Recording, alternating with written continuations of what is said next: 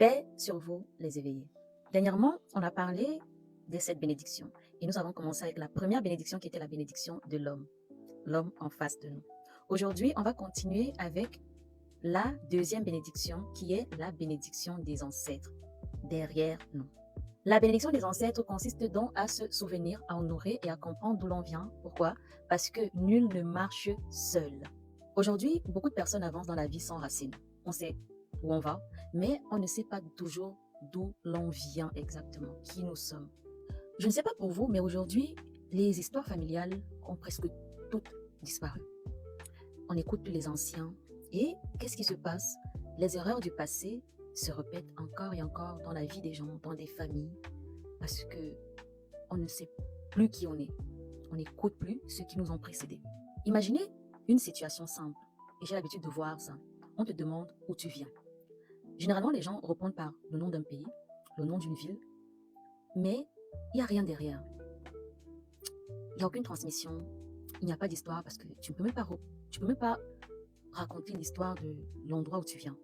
Tu ne peux même pas transmettre quelque chose en fait.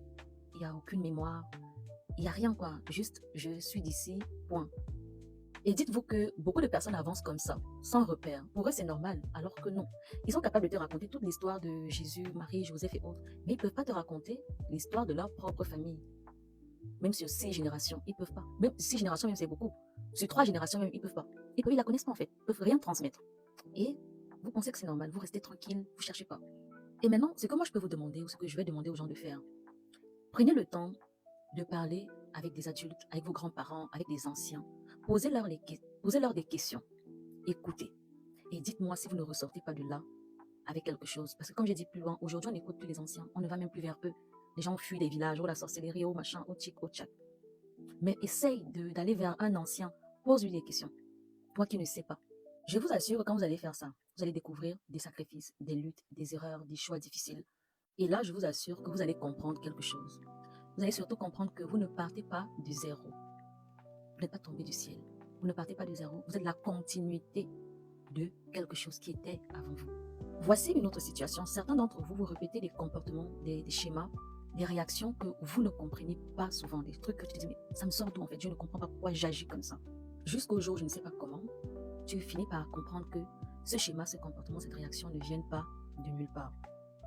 Ça te vient forcément d'un parent, d'un grand-parent, enfin, que ça te vient de ta lignée. Et là, donc, comme ça, tu prends conscience. Je ne sais pas comment, peut-être en parlant avec un ancien, en tombant sur une vidéo, tu prends conscience que certaines choses ne viennent pas de toi. Sache donc que le fait de prendre conscience, c'est déjà transformé en fait.